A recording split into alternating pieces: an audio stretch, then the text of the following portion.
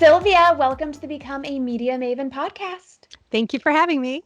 I'm so excited to have you. We've known each other. We've never met in person. I mean, much like most people nowadays, we've never Yes. met in person. We know each other online. We are both OMAG insiders, and that's how we have become acquainted. And you are super niched. You Yes. blog and write and share stories and have become an advocate for people with mobile disabilities. So, kind of share your story real quick before we get into this amazing new side hustle turned job turned amazing thing we're going to chat about today. Sure. I've been traveling my entire life. I traveled while I was in the Air Force as well, but I was medically retired in 2005 after getting diagnosed with multiple sclerosis. And I was married for 10 years. I didn't do much traveling. And then I got divorced about 5.5 years ago.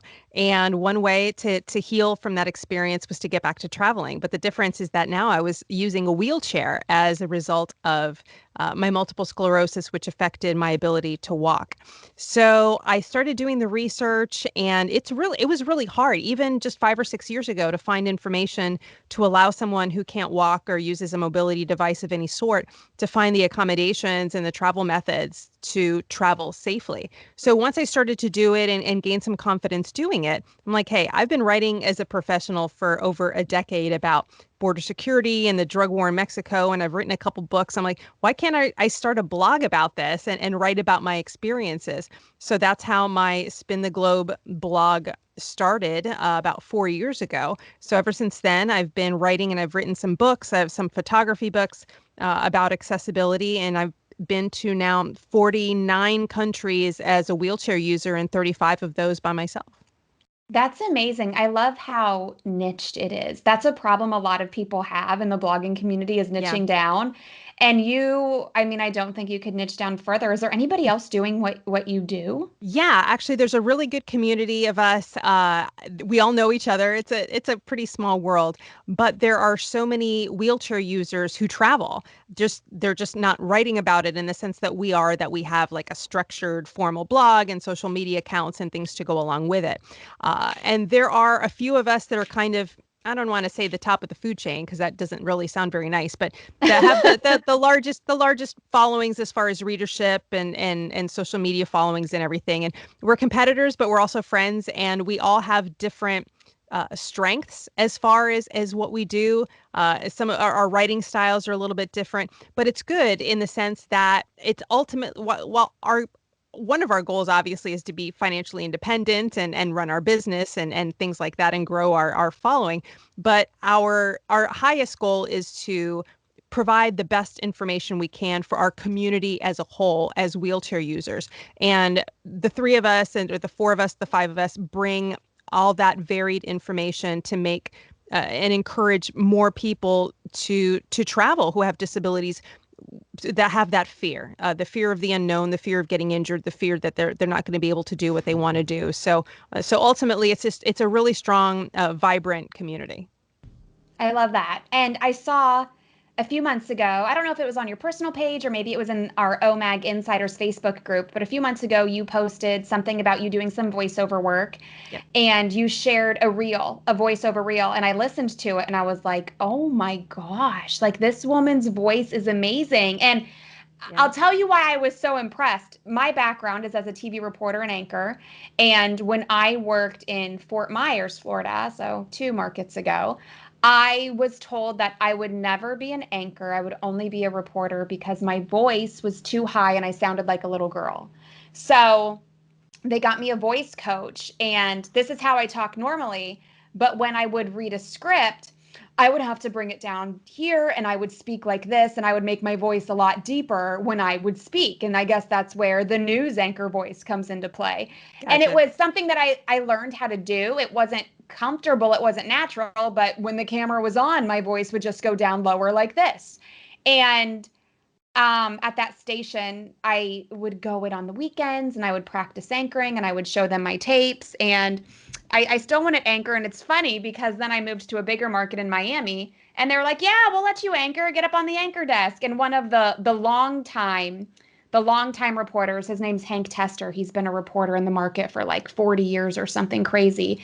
He told me one day, he said, "I love your voice. It's so natural and I just love the way you speak." And I was like, "Huh, it's just so interesting how one person in a small market will tell you, oh, your voice is terrible. You're never going to do this. And then you go to a bigger market and they like it. That's just how the TV industry is in general." So, Yep. anyway, long story short, my voice has always been a contentious topic because some people hated it and then some people thought it was good enough to sit at the anchor desk.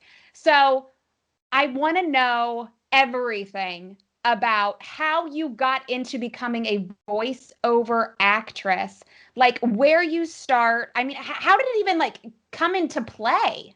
Well, I'm one of those crazy COVID-19 quarantine success stories. It's so funny. I don't know if you're on Clubhouse, but I joined Clubhouse, I guess, about a month ago, and there we have a couple of disability groups, and we started talking about because the pandemic has been negative in so many ways for so many people, and obviously tragically for the loss of life. And my own parents were hospitalized because of COVID, so it's been a difficult road. But there have been some success stories for a lot of people. Now, to be fair, I have a background in TV in the sense that I've done cable news as an analyst on the drug war. So I've been in front of the camera for a really, really long time. I'm also a public speaker. So I've spoken in front of audiences of hundreds, over 1,000 people, and I'm just very comfortable in front of a microphone, the camera. So talking has never been a problem for me. Now, I started pitching like a reality, like a docu series for television about my travel, based on going around the world alone, and not so much just a camera following me around, showing me going to the Eiffel Tower or whatever. It was focused mainly on my interactions with people and the fun experiences, the not so fun experiences, but just a travel show with a twist, if you will. So I was already in the process of getting a talent agent for my screen work here in Orlando. And they were just kind of on the bubble to sign me. And before they signed me, they wanted me to get more acting lessons, because even though I was really great in the news sense or the reality sense of being on TV, they wanted to know that I could actually be somebody else other than myself, and be a host. And I'm like, well, I've never acted before. Maybe I'll be good at it, maybe I won't. But they wanted to know before they signed my name to the dotted line. So around June, there's a really, really great acting studio here in Orlando. Because Orlando, a lot of people think Hollywood when they think of, Hollywood or New York when they think of TV. But Orlando is like the center for commercial work. So there are a ton of talent agencies here, and you also have the theme parks. So commercials for Disney, for Nickelodeon, for Universal, and for a lot of tourism stuff happens here in Florida. So you have a lot of acting studios. So the acting studio was offering a course on auditions.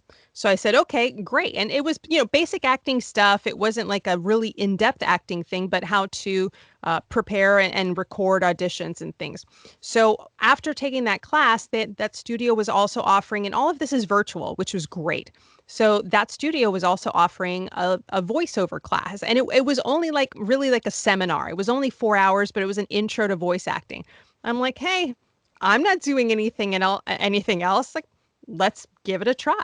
So I ordered a $99 kit from Amazon that included like this cheapy microphone, cheapy headphones, and a boom, which I still actually use the boom right now, which a much more expensive microphone and much more expensive headphones, but the boom is still the same. And it's like $99 investment, 100 and some dollars for the class. Let me see if it works. So I took the class, learned some basics on how to edit the audio, which I already kind of knew how to do from my work with video and doing some other things. And I signed up for what they call a pay to play site, where you pay a membership fee and you put together a profile and you start getting audition opportunities. And all of this is online. And I took the class and I started auditioning the next day. And within a week, I had my first voiceover job. I was like, wow, okay, great. So I just kept doing this over and over again. And just after like a month, I already had like 10 voiceover gigs under my belt. So it wasn't big money, but it was money. And I'm like, I think I can really kind of do this. So within a couple weeks, I upgraded to the next level of microphone, and I said, okay, let me take this seriously. And after 4 months, I had made over $12,000 And I had gotten Wow. 30 voiceover jobs under my belt. So yeah, and I continued to get coaching. I continued to get training. I attended a couple of virtual conferences and started to uh, meet other people in the business and get that kind of learning. I started signing up for what they call voiceover intensives, where it's just 2 sessions with either a talent agent or a casting director, where you read copy and they give you feedback. But it's not just that. You're also establishing connections with people in the business to Mhm. help you get an agent, and casting directors will think of you when they come across auditioning opportunities. So it's not just having the voice. You also have to manage it from the business perspective and networking, and it's a whole business thing. And I've started 7 businesses already in the past like 10 years. So that part for me was and the marketing as a social media person, and I mean, you know this, is that to build that business, you have to know marketing and emails and networking and stuff. And so it's been really great for me in the sense that I have experience from other aspects of my life before getting into voice acting last June. Um, but yeah, that's where I am right now. And now I actually just created a new demo that I just got only a few days ago. That one's 10 times better than the one you heard. So now I'm using that to pitch agents, and hopefully I'll get a voice agent sooner rather than later. So that's where I am right now. I love that you're doing all of this without an agent. I can say, honestly, a lot of the work that I get is work not from an agent, but work that they're called direct bookings. And it's all just because of my connections, and it's those Yeah. connections because of, like you said, being active on social media and doing that networking. And you really are wearing lots of hats. If you just get yourself an agent, it's not going to work for you because a lot No. of agents will take on anybody. That's number one. Like having an agent, I don't want to say it's not impressive because that sounds like a shady thing to say, but you could literally, and in the state of Florida, you can have lots of agents at once. So you could Yes. literally get 5 agents and you could not have one call you for years Yep. because I mean, they'll just take anybody. So you really do have to wear all of the hats, the sales hat, the marketing hat, the talent hat. I mean, Yes. everything, everything. And a lot of people aren't willing to do that, but you did. Tell me, what is that pay to play site? Because I know people listening are wondering. Sure. There are several, actually. The biggest one is voices.com. Okay. And that one comes, and to be perfectly, up front, that one comes with some controversy because of their pay structure. They take a really, really huge cut out Mm. of the job. And a lot of people will explain that you have a production company that will outsource the voiceover job to voices, and they will outsource that or publicize that on different forums. And if they were to give that job to you directly, like through an agent, you would probably get paid a lot more than if you auditioned for it and got it. And it's also a cattle call. You could have 100, 150 auditions for just the one job. However, it's a good entry point if you don't have the agent, if you're not getting any replies to cold calls for casting directors or for production companies, and it's a way to get your foot in the door. And if it's the hustle, you know what I mean? It's just like going, if you live in LA and you're going to 100 auditions and maybe you get one acting job. It's one way to get the work. So I've seen success with it. Some people haven't. So just to, be upfront that that's how that works. Another one that people actually like more is voices123, or is voice123.com. There's one that's more European based, but and it doesn't offer as many jobs, but as far as ethics go, is really kind of the top of the line. And that one's called Bodalgo, Bodalgo. And then there's voplanet.com. Those are the 4 that I use the most. And there are some other ones out there. Some people use Fiverr, but that's looked down upon kind of in the industry because it pays pennies, but some people really like it. So there are a lot of opportunities out there to get those first jobs under your belt. And they're viewed with different levels of respect or notoriety within the voiceover community. So just do your homework and get in a Facebook group for voiceovers. There are so many of them. I must be a member of at least 5 or 6 voiceover groups on Facebook. And you'll kind of get a feel for what the different platforms are and how different voiceover talents who have been in the industry for a long time feel about each one of them. Perfect. I'm going to link to those four that you mentioned in the show notes for this episode.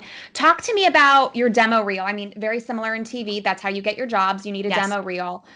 Your demo reel, it's not video, it's just audio. So talk to me about what it looks like, how you put it together, and what people are looking for, because I assume Sure. that's what you use to apply for these jobs. Yes. And there's some controversy about that as well, because the demo reel that you saw, I made myself. And there are so many people in the voiceover industry that will tell you that you should never, ever, ever, ever make your own demo reel. And I understand where they're coming from, because the majority of people in voiceover don't have the audio engineering experience and don't know where to find the scripts, because the scripts need to be current and you need to understand what the trends are in voiceover, and a good voice coach and a good voiceover producer will know those things. So for the purpose of getting a solid profile put together for one of those pay to play sites, I would say if you have the audio engineering experience working with a program like Adobe Audition or Audacity, and you know how to put together the music and the clips, and if you're really good, voice actor, you can do that as a start, which is what I did and what other voice actors that I know have done just to get started. But I knew that if I wanted to get serious about getting an agent, I needed to invest in a good demo by a good producer. And that's what I did. Not everybody can afford to do that, because a really good voiceover demo can cost anywhere from $1,000 to $3,000. And mine was kind of at the upper end. But I also decided to go with like one of the top demo producers in the world. And I did 4 coaching sessions with him. I did a package of 5, but he decided after 4 that I was ready to go. And then we recorded the demo.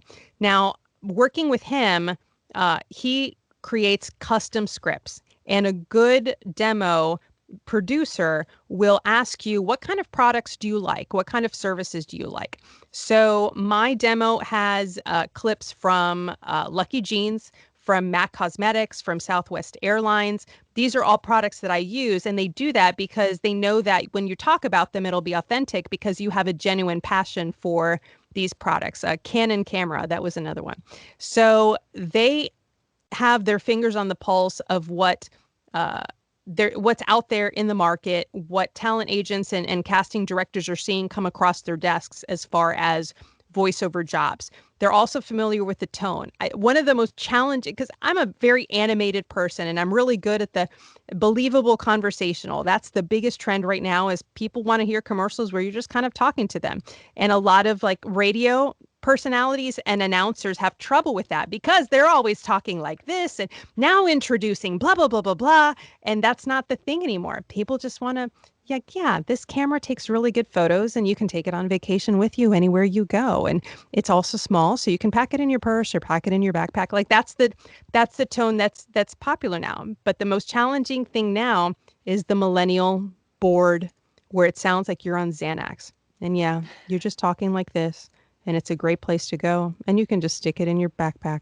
That's the thing, and it blows my mind. But I have a clip on there for that. So a good producer will know all of these things, and really you get what you pay for. So we recorded it back in December, and I got it a few days ago, and it's phenomenal. It just kind of blows my mind, because they put the music and the sound effects, and they do all of that work. And so yeah, it's an investment, but it's just like in any other business, and especially in show business, with a production reel and with acting classes, and headshots are expensive. It's the same thing for on screen. You got to be ready to make that investment, and you get what you pay for.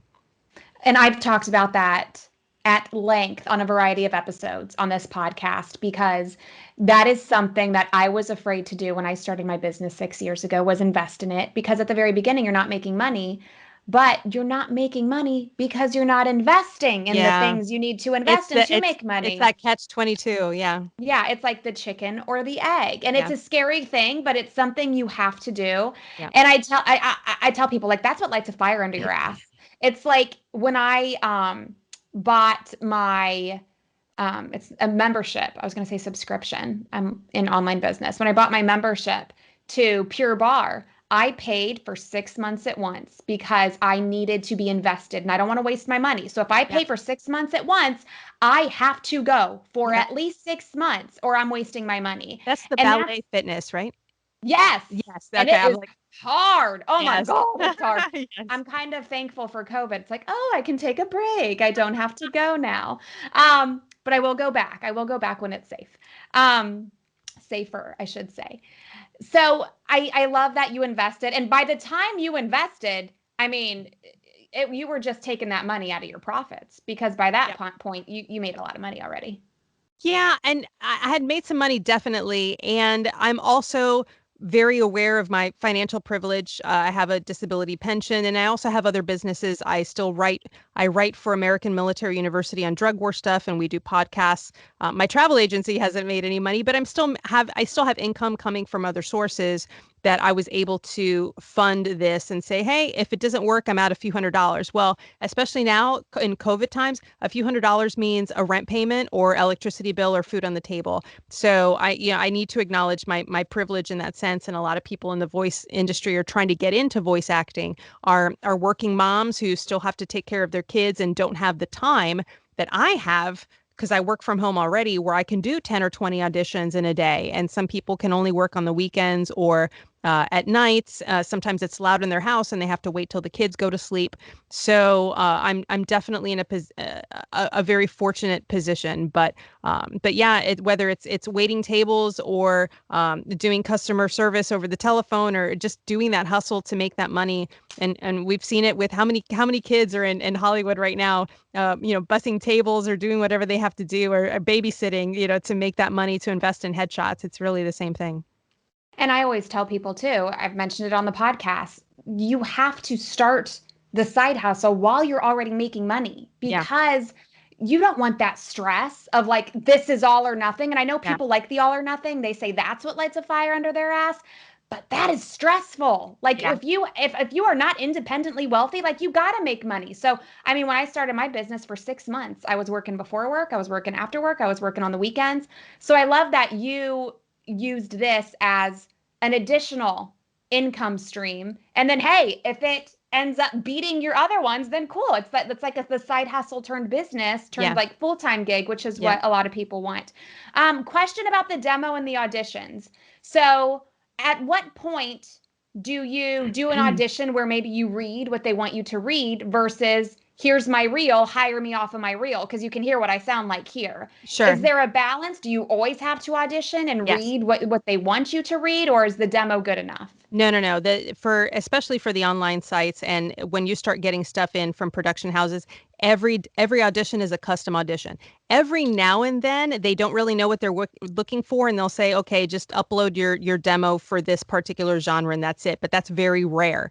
So that's why you have to be good at doing your own audio editing and be proficient with a program like Audacity or Adobe Audition or Twisted Wave or there's or Reaper. There's so many different different audio programs.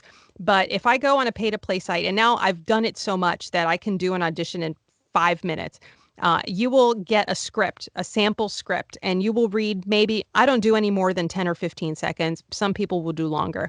So I'll get an audition script, and let's say it's for a pharmaceutical product or whatever. And you'll read 10 or 15 minutes, like, try Elytra. It's really great for headaches and minimal side effects. And if you're having a really hard day, blah, blah, blah, blah, blah. Okay, so I do 10 or 15 seconds of that.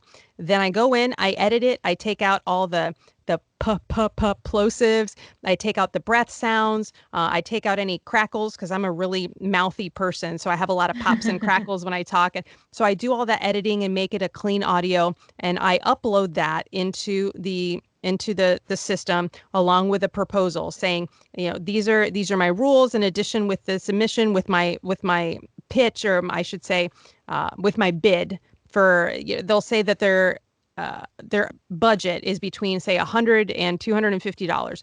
So I'm going to ask for $200 for this particular job. And with that comes 2 free rounds of edits. Also, if you want this translated into Spanish, I can do that for an additional fee. I can do a 24-hour turnaround. So you'll say basically what services you'll provide for them in addition to the actual recording, and then you submit that custom audition for that job. Now, some of the jobs they will just ask you. Give us what they call an ABC, or a three take, which is do this script. Let's say it's for a 30-second commercial. Give us three recordings, three different ways, and then they can Frankenstein pieces of it or use one of the three that they like the most, and that's it. Other ones, they want to do a live recording. And that's where stuff starts to get a little more expensive because sometimes, and you'll have people on, like, a lot of times it's through Zoom or Google Meet, where you will have sometimes the client, always the producers on with you, and you will record live with them. And they will give you very specific direction on how to change the tone or the speed or whatever it is while you're recording. And sometimes you'll record it on your own computer and send them the audio. Sometimes you'll edit it, sometimes they'll edit it. And then really kind of the top of the line is using a program called Source Connect, which connects all of your equipment in your home studio to their studio at the far end. So they're recording it and then they do all the editing, which is my favorite thing to do because I don't have the editing is the hardest and most time intensive part. I just talk and they do all the work and get rid of all the garbage noise or whatever that's on there, which if you're good at what you do, there's not a lot to edit. But Source Connect is expensive. Again, another business investment that you have to make. But when producers see that you have Source Connect in your profile, like that makes you very, very favorable because it sometimes they will only offer higher paying jobs because you have Source Connect. So that's kind of part of the business. But I would say that probably 97% of audition opportunities, especially through pay to play, it's custom and you have to record the audition for every single job. Okay, I will link to Source Connect in the Yes. show notes for this episode as well, since you Okay. mentioned that. Yeah. So then what's the purpose of the demo? The demo is basically it's like a business card. So Yeah. when you are pitching to agents and pitching to casting directors and to production companies, to local businesses, like let's say that there's a car dealership, right? And this is, you hear commercials for car dealerships on the radio all the time. So let's say there's a big car dealership in your city and you heard that they are responsible for hiring the talent, which usually it's not common. Usually they hire a production company to do it, but this is just hypothetical. And you want to reach out to them and say, hey, I'm a local voice actor, local business. I'm bilingual. I speak English and Spanish. I've booked these jobs. I've worked with other car companies before, and I would love to work with you on your next advertising campaign. So then, boom, you attach your MP3 for your demo, which hopefully would include a car commercial. If it doesn't, it doesn't, but just to give them an idea of what you can do. And then boom, that's what your demo does. Also, like I'm in the process of pitching talent agents. I actually got a response from one just like right before I called you, and I'm like, yay, Yay! got to email them back with my Spanish demo. And when you're pitching to talent agents, you have to have that. You have to send them the demo. That's what they want to hear. And ideally, that demo will have 5 or 6 or 7 different clips of totally different styles, different, like I have some that are again conversational, some that are more da da da, like I do one for a kid's toy on Amazon that's like super like it, there's so much sugar in it, it makes my teeth hurt, but that's the kind of thing that you do. So you want it to showcase what you're capable of and what you can realistically produce. And that's really what the demo is for. I call my hosting reel. I said that's like a resume. Like most people have their Exactly. paper Yes. resumes. When you are, and it's the same, in audio as it is in video. That's your resume. Like we don't do paper resumes, we do videos. And I remember in college, this makes me sound so old, it's embarrassing. But I remember in college, I had a DVD and a VCR, like with a VHS, and I would put one in, press play, put the other one in, press record, and that's how I applied for TV jobs. Now, obviously, you upload the damn thing to YouTube and you share a link or you just embed it on your website. That's what I Yep. have on Yep. my media page. It's just embedded on my site. But good God, I mean, it was expensive trying to get a TV job out of college. It was like $2 and some cents every time I sent out a VHS to a news director. Like that sounds ridiculous. I doubt my kids even know what a VHS is. But that God is how forbid, mommy God got forbid they know what started. beta is. um, this has been amazing. I love this episode just because this is something we have never chatted about that I'm sure a lot of people are interested in. But it's just one of those things that you know it exists and you think Yeah. maybe you want to do it because in a sense, it's easy to do because you can do it from home by yourself with the equipment and you can pay somebody to do, like you said, the editing and some of the other things. Like you can do it yourself inexpensively, and you did. It's just a matter of knowing what to do. So if people want to find out more, where can they find out resources? Like what did you look for when you were starting to get more information? I mean, obviously, we're going to share your website, your Facebook, and your Instagram, but is there anywhere else people should look to learn more about this?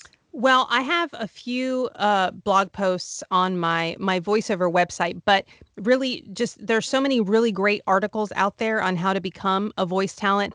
There are a couple of websites that are kind of organizations that do a lot of training and provide a lot of that in beginner information. One of my favorite websites, it's called Gravy for the Brain, GFTV, Gravy for the Brain. They're based out of the United Kingdom, but they have a whole kind of American division. And they offer so much free information on just how to get started in voiceover, how to train, how to get equipment, all the basic stuff that you need to know.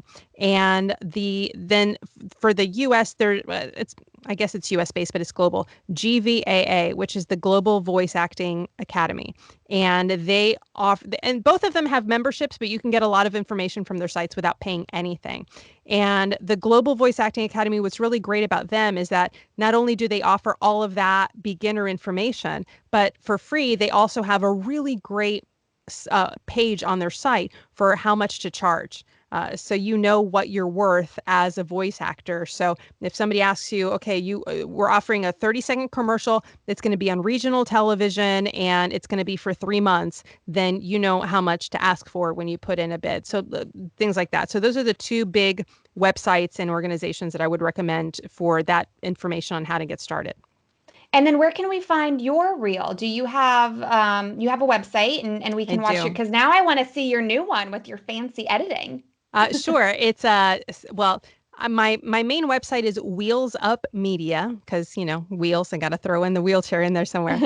So yeah, wheelsupmedia.com, and you just click on the voiceover tab, and on there I also have tabs for my blog, my online work, and photography and all that other stuff. But yeah, just click on the voiceover tab, and I have my demos, which reminds me I need to upload my new demo to my demo player on that site. So. Yes, so we can all see it. And just Yes. some industry lingo for y'all listening. VO is voiceover, SOT or SOT is sound on tape. And when we in TV, your entire news story is made up of VO and SOTs. So a SOT, sound on tape, in the TV world is when you see somebody talking in a story. Like you see them and you hear them. A VO is when you hear the voice over video. You don't see the person talking. So there's your lesson of the day in addition to all of the knowledge that Sylvia just spilled.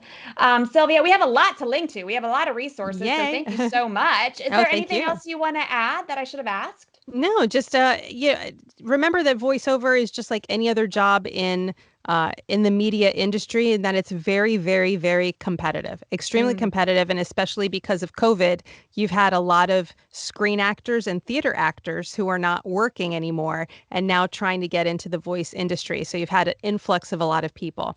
So focus on the training, the education, just like acting, the education is nonstop. And don't forget that you can always, always get better. And just to invest in yourself and make sure that you practice and practice and join community. Make sure you talk to other people in your industry and become friends and make those connections because there's always something new to learn and there's always something out there to help you become better as a voice actor. amazing. Thank you, Sylvia. Thank you.